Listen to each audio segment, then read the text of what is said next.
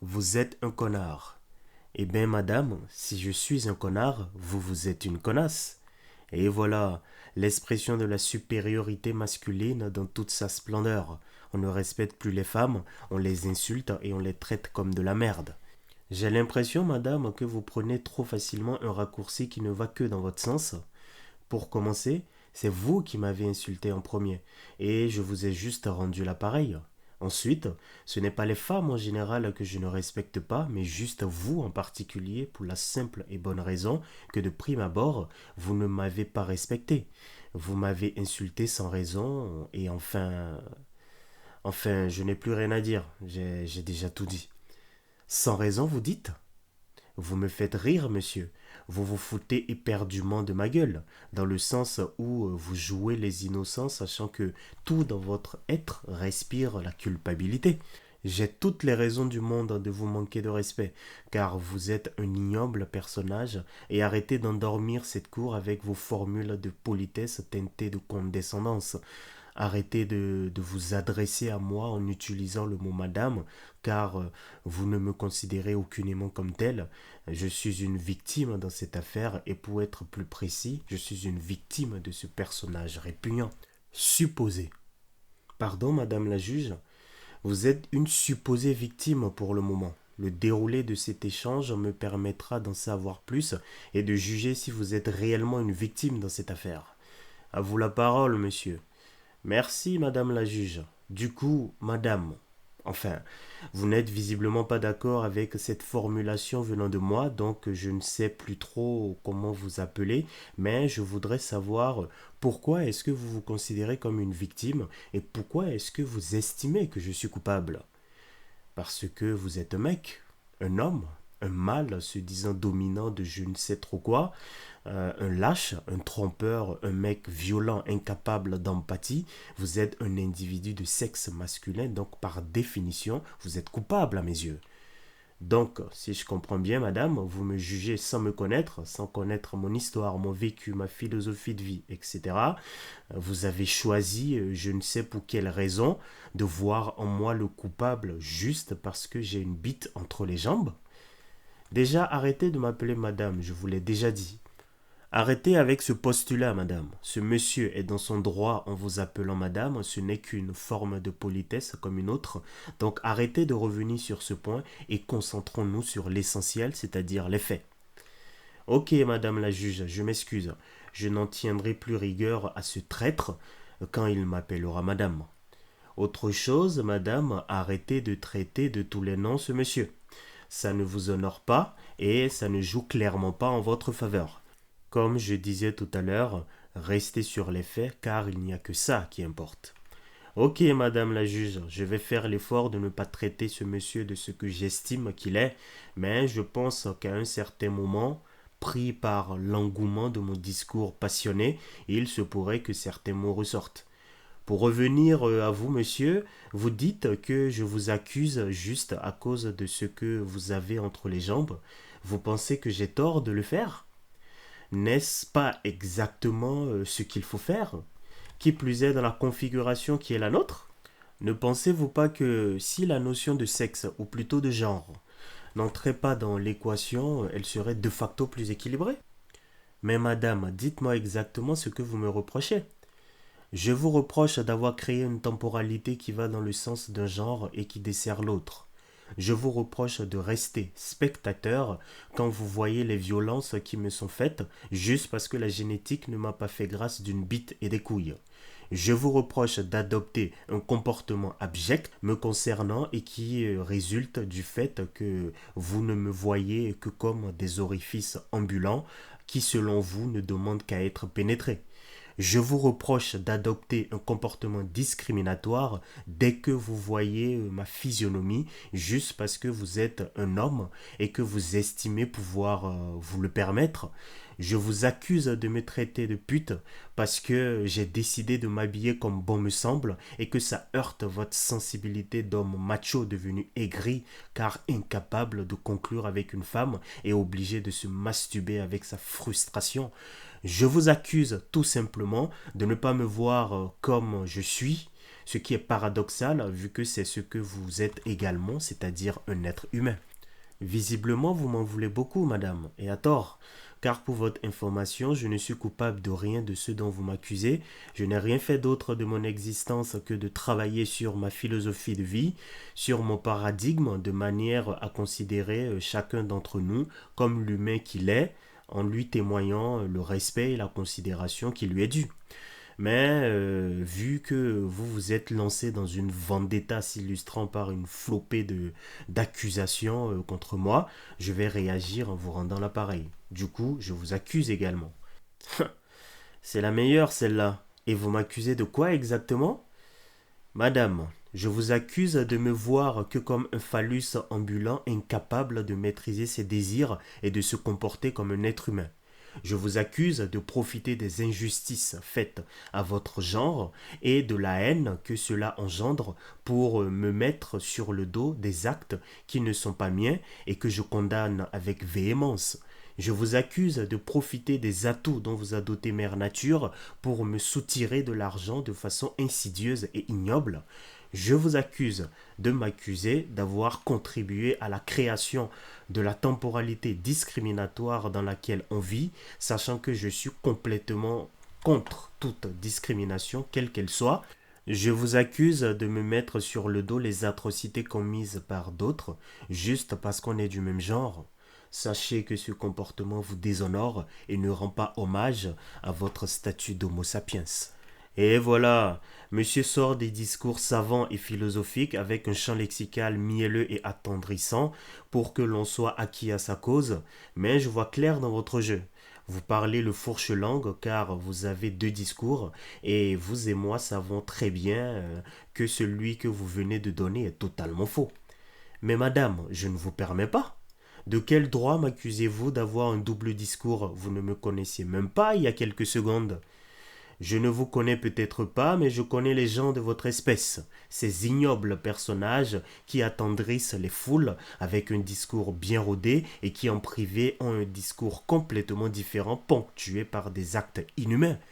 C'est terrible quand même, madame, vous m'accusez de choses vraiment graves sans me connaître et le pire c'est que vous n'avez même pas de preuves. Je ne sais pas ce que vous avez vécu, mais je ne suis pas la personne responsable de votre désarroi. Vous voulez des preuves, monsieur? Ok, je vais vous en donner. Regardez mon visage, mon corps, mon dos, complètement tuméfié suite à la violence de vos coups. Regardez ma psychologie, ma confiance en moi complètement dévastée à force de propos désobligeants que vous portez à mon égard. Regardez ma zone méridionale complètement ravagée car vous vous êtes permis d'y entrer de force juste parce que vous estimez être un mâle dominant et qui factuellement a plus de puissance que moi.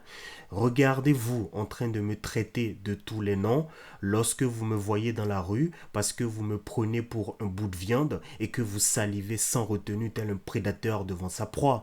Regardez-vous et constatez la merde que vous êtes devenu, un être infréquentable car devenu esclave de ses pulsions au lieu d'apprendre à les canaliser. Regardez-vous être un individu ignoble et répugnant, ne voyant que midi à sa porte, en refusant de m'accorder le droit fondamental qui m'est dû, celui d'être considéré et traité comme un être humain. Je refuse, madame, je n'accepte pas que vous m'accusez de telle ignominie. Je suis un partisan farouche de la non-violence et je prône la philosophie du voir l'humain en l'autre au même titre que l'on voit l'humain en soi. Donc arrêtez avec vos accusations orientées dans la mauvaise direction. Et vu que vous parlez de regard porté sur les choses, regardez ce que des individus de votre genre m'ont fait. Regardez les séquelles physiques et psychologiques que m'ont laissé l'expression de leur violence. Regardez le chamboulement qu'a été ma vie privée et professionnelle suite à des accusations telles que les vôtres, dont j'ai fait l'objet et dont je suis clairement innocent. Regardez le résultat de vos propos, certes véridiques dans une certaine temporalité, mais mensongers dans celle-ci, vu que je ne vous ai absolument rien fait. Regardez-vous en train de tout mélanger, en train de faire une chasse aux sorcières, en train de mettre toutes les personnes de mon genre dans le même panier, sachant qu'on n'est pas pareil. Regardez-vous, madame, en train d'accuser un innocent d'un crime qu'il n'a pas commis. Arrêtez, monsieur, arrêtez.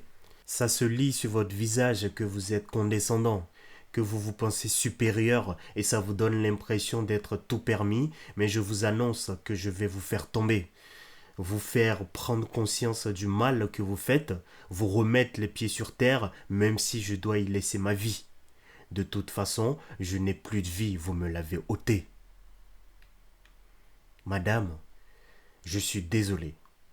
Ça m'attriste profondément de constater le mal qui vous a été fait, les épreuves que vous avez dû subir, de voir l'état physique et psychologique lamentable dans lequel on vous a réduit.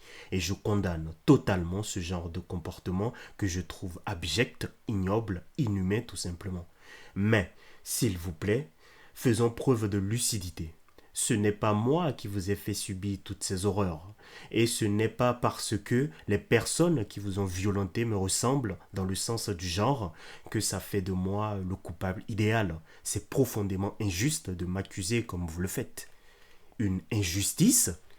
Vous, monsieur, vous me parlez d'injustice?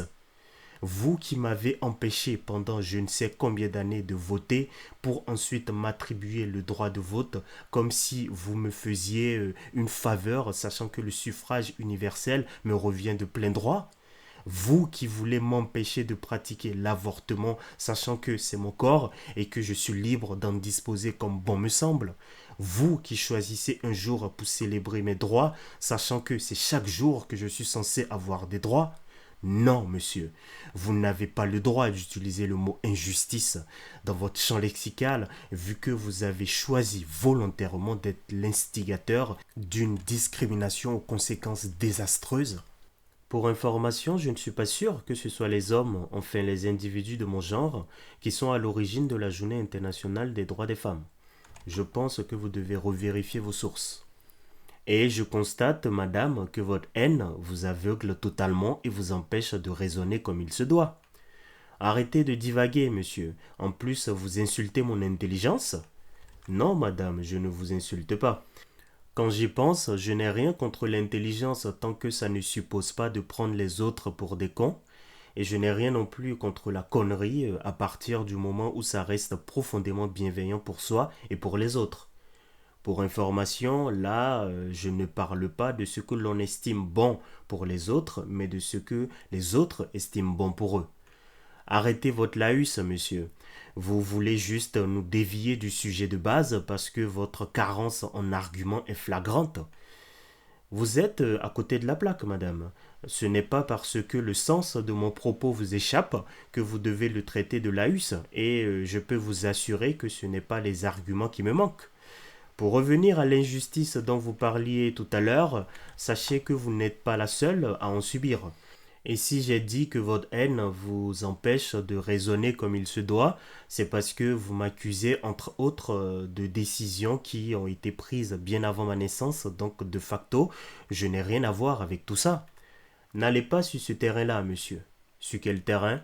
Sur le terrain de l'injustice, car sur la balance de la justice patriarcale, vous êtes clairement favorisé. Mais madame, vous mélangez tout là. La justice n'est pas plus patriarcale que matriarcale, elle est juste impartiale. Impartiale? Vous êtes sûr de ça, monsieur? Dans une société où vous me jugez constamment sur mon physique, mon style vestimentaire, mon comportement, ma philosophie, mes prises de position et j'en passe, ne peut-on pas juste coexister pacifiquement et sans jugement? Ok, je vois, madame, on ne parlait pas de la même justice. Je parlais de la justice des tribunaux et visiblement vous parliez de la justice sociétale. En partant de ce postulat, je suis complètement d'accord avec vous sur la coexistence pacifique sans jugement. Et à partir du moment où on ne peut personnifier la société, on ne peut l'accuser de quoi que ce soit.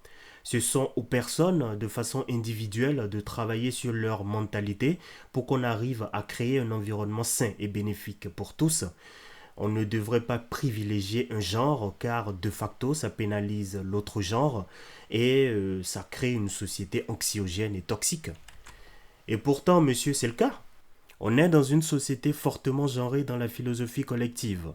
Et qui dit philosophie dit comportement s'alignant avec cette philosophie. Donc on obtient des personnes dont le comportement favorise un genre en particulier et c'est clairement de votre faute. On en revient encore à moi, madame. Vous avez la fâcheuse capacité à ramener tous les manquements et toutes les injustices du monde à ma simple personne. Pourquoi donc? Je vous l'ai déjà dit, parce que vous êtes un homme, donc par définition, vous êtes coupable à mes yeux, et je me suis déjà expliqué sur ce point. Mais madame, soyons raisonnables, vous mélangez tout. Vous m'accusez de choses que je n'ai pas faites, vous vous inscrivez dans des temporalités qui sont passées pour me pointer du doigt, vous prenez des raccourcis qui vous arrangent pour me mettre sur le dos tous les maux du monde, sachant que je suis clairement contre les mentalités et les comportements dont vous m'accusez. Donc, in fine, on est du même côté. Retirez ce que vous venez de dire, monsieur. Vous n'êtes clairement pas de mon côté, espèce de gros porc. Ça suffit. Pardon, madame la juge. J'ai dit ça suffit. En vous écoutant parler tous les deux, j'ai l'impression d'entendre deux aveugles se disputant sur la véracité de ce qu'ils voient. Convenez avec moi qu'on ne peut pas s'en sortir dans cette configuration. Oui, madame la juge, vous avez raison. Super, madame. Du coup, à partir de maintenant, vous n'allez pas juste vous contenter d'écouter et de répondre à ce que l'autre dit, mais vous allez prendre le temps d'analyser la situation, d'essayer de comprendre l'autre et de faire preuve d'humanité. Est-ce qu'on peut partir sur cette façon de fonctionner? Bien sûr, madame la juge, c'est ce que je fais depuis le début de notre échange avec madame. Donc, monsieur veut dire par là que j'ai un esprit étriqué et que je suis borné sur mes positions, c'est ça? C'est exactement ça, madame, et je suis ravi que vous vous en rendiez enfin compte. Mais quel goujat! Vous êtes la représentation même de tout ce que je reproche au genre masculin et vous me le prouvez à chacune de vos prises de parole. Stop! On arrête avec ça et je ne veux plus me répéter à ce sujet. Il faut que vous appreniez à discuter dans le respect et la considération de l'autre. Ok, c'est noté, madame la juge. Désolé. Donc, on peut partir sur de l'écoute, de la compréhension et de l'ouverture d'esprit dans vos prochains échanges? Oui, madame la juge. Ok, monsieur. Et vous, madame, c'est bon pour vous également? Oui, c'est bon pour moi. Très bien. J'ai écouté attentivement vos postulats et arguments respectifs et je tiens à attirer votre attention sur un point. On est tous des êtres humains, peu importe notre genre, et en tant qu'être humain vivant en société, on est appelé à se côtoyer, à interagir, à coexister.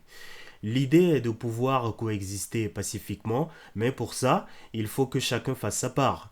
Il faut que chacun œuvre à son échelle afin qu'in fine, on puisse tous être épanouis dans notre condition humaine et son expression. Est-ce qu'on est en phase jusque-là?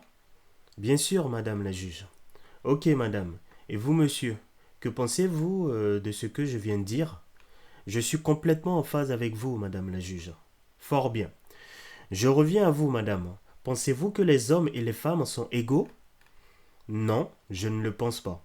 Je pense qu'aussi bien dans la philosophie que le comportement, les hommes s'estiment supérieurs aux femmes. Ok, je note. Et vous, monsieur, quel est votre point de vue sur la question?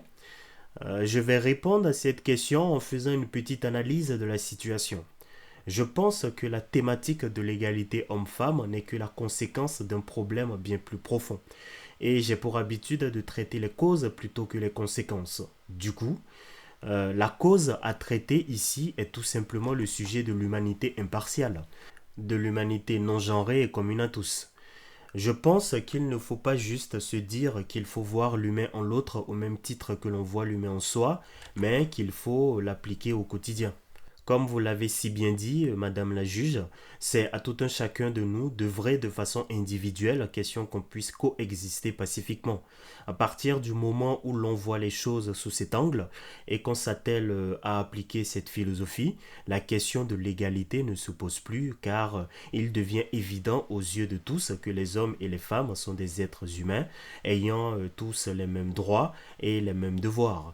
On arrive donc à une vision harmonieuse de l'humanité où on est tous au même niveau, peu importe notre genre. Ok, monsieur. Du coup, madame, que pensez-vous de la réponse de monsieur? Je suis d'accord avec lui. Encore faut-il qu'il le pense vraiment et qu'il l'applique au quotidien. Qu'est-ce qui vous fait dire qu'il ne le pense pas ou ne l'applique pas? Parce que c'est un homme, donc c'est un menteur dans l'âme. Ok, je vais vous donner un exemple, madame. En tant que juge, j'ai vu passer plusieurs personnes devant moi ayant été accusées de diverses choses. Pensez-vous que ce soit normal que parce que lors d'une affaire, je trouve une personne d'un genre donné coupable, j'accuse par analogie toutes les autres personnes du même genre? Non, ce n'est pas normal. Exactement, madame. Ce n'est pas normal. Et pour aller plus loin, ce n'est pas juste. Mais force est de constater qu'en écoutant votre discussion, c'est ce que vous avez fait tout le long avec monsieur. Est-ce qu'il est coupable des atrocités que vous avez subies? Non, madame la juge. Alors pourquoi l'accusez-vous par défaut? Parce que j'ai besoin d'exprimer ma haine et ma frustration. On m'a trop fait souffrir, madame la juge, et je souffre encore au quotidien, notamment à cause de la société dans laquelle je vis et de ces mentalités qui me desservent clairement. J'entends votre point de vue et je le comprends, mais si tout le monde réagit comme vous, on se retrouvera avec les hommes d'un côté et les femmes de l'autre. Ça créera une scission qui ne fera qu'empirer la situation vu que les hommes et les femmes ne vont plus discuter, mais plutôt monologuer en accusant l'autre de ne pas écouter. Il faut savoir qu'on fait tous partie de la même famille et cette famille s'appelle l'humanité. Il est primordial pour tout un chacun de nous d'œuvrer à son échelle afin qu'on puisse coexister pacifiquement. Je suis désolé pour tout le mal qu'on a pu vous faire, madame, et vous aussi, monsieur.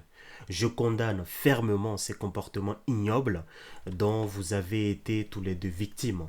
Mais il ne faut pas faire l'amalgame de mettre tout le monde dans le même panier.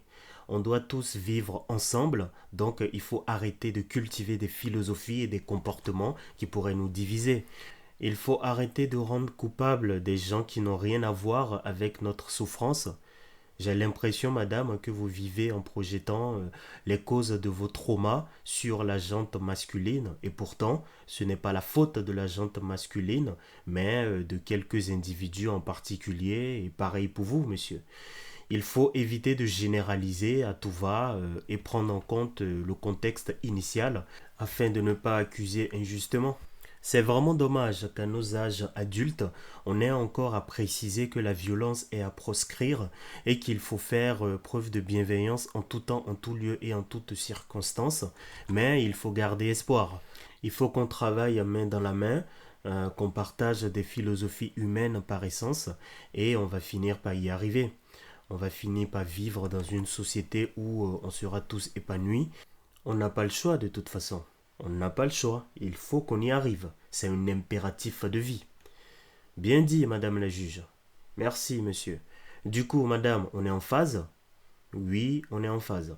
Ce n'est pas facile à mettre en place au vu de mes expériences, mais je vais faire l'effort d'y arriver. Et vous y arriverez, madame, j'en suis convaincu. En tout cas, je crois fortement en vous et en vous aussi, monsieur. Et pour revenir sur ce que vous venez de dire, monsieur, ce n'est pas juste une question d'admiration par rapport à mes propos, mais surtout une question d'assiduité dans leur application au quotidien. Vous avez raison, madame la juge. J'adhère certes à votre vision de l'humanité, mais je ne suis pas très assidu dans son application. Il y a encore des lacunes que je dois combler et je vais m'atteler à les corriger. C'est très bien. N'oubliez pas qu'il faut voir l'humain en l'autre au même titre que l'on voit l'humain en soi, qu'il faut œuvrer de façon individuelle, question qu'on puisse coexister pacifiquement, et qu'il faut faire preuve de bienveillance en tout temps, en tout lieu et en toutes circonstances. Est-ce que vous me promettez d'appliquer, ou au moins de fortement essayer d'appliquer ces règles au quotidien? Oui, madame la juge, c'est promis. Et vous, madame? Je le promets aussi, et j'en profite pour m'excuser auprès de monsieur. Je l'ai accusé de choses dont il n'était pas coupable.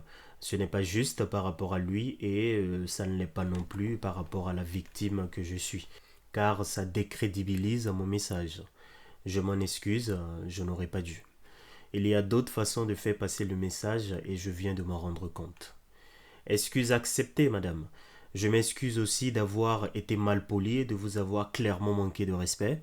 Encore une fois, je suis désolé pour tout ce que vous avez subi et j'espère qu'on sera tous efficaces dans la tenue de la promesse qu'on a faite à Madame la juge. Notre coexistence pacifique en dépend. Ne vous inquiétez pas, monsieur, on y arrivera. Je suis également désolé pour tout le mal que vous avez subi. Merci, madame. Merci beaucoup. Maintenant qu'on est tous unis dans notre humanité collective, on peut aller manger un bout tous ensemble? Avec plaisir, madame la juge. Vous avez une idée d'emplacement à nous proposer? Je pense à une ville et à un mets en particulier. De quelle ville et de quel mets s'agit-il? Il s'agit d'une ville du Bénin qui s'appelle Parakou et le mets c'est le Toubani. Le Bénin? Je ne connais pas. C'est un pays de l'Afrique de l'Ouest et c'est l'un des plus beaux pays au monde. Ah bon? Oui, je peux vous l'assurer. Et Parakou est une très belle ville de ce beau pays. Ok.